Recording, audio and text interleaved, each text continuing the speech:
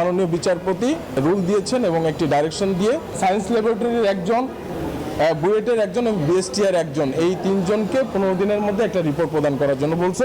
দেশের বাজারে বিক্রি হওয়া 34টি টুথপেস্টের মধ্যে 26টিতে ক্ষতিকর মাইক্রোপ্লাস্টিক পাওয়ার খবরে তৈরি হয়েছে উদ্বেগ। বিষয়টি খতিয়ে দেখতে 3 সদস্যের বিশেষজ্ঞ কমিটি গঠনের নির্দেশ দিয়েছে হাইকোর্ট। প্রতিবেদন দিতে হবে 15 দিনের মধ্যে। দিনের শুরুটা একটি টুথব্রাশ আর সামান্য টুথপেস্ট দিয়ে। মুখের পরিচ্ছন্নতা আর সুস্থতার জন্য যে পণ্যটির উপর প্রতিদিন ভরসা করেন কোটি মানুষ,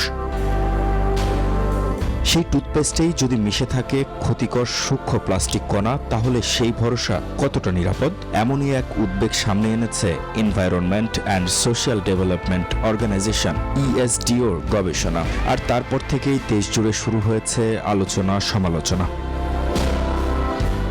সংস্থাটির দাবি, দেশের বাজারে পরীক্ষা করা 34টি টুথপেস্টের মধ্যে 26টিতেই পাওয়া গেছে মাইক্রোপ্লাস্টিক। প্রতি 100 গ্রাম টুথপেস্টে শনাক্ত হয়েছে 200 থেকে 320টি পর্যন্ত ক্ষুদ্র প্লাস্টিক কণা। উদ্বেগের বিষয়, শিশুদের জন্য তৈরি 6টি টুথপেস্টের 4টিতেও মিলেছে এই কণা।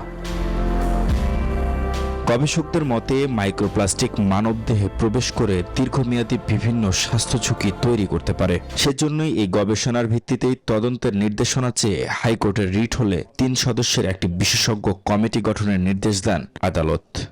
শুনানি অন্তে মাননীয় বিচারপতি রুল দিয়েছেন এবং একটি ডাইরেকশন দিয়ে সায়েন্স ল্যাবরেটরির একজন, বুয়েটের একজন এবং বিএসটিআর একজন, এই 3 জনকে 15 দিনের মধ্যে একটা রিপোর্ট প্রদান করার জন্য বলছে।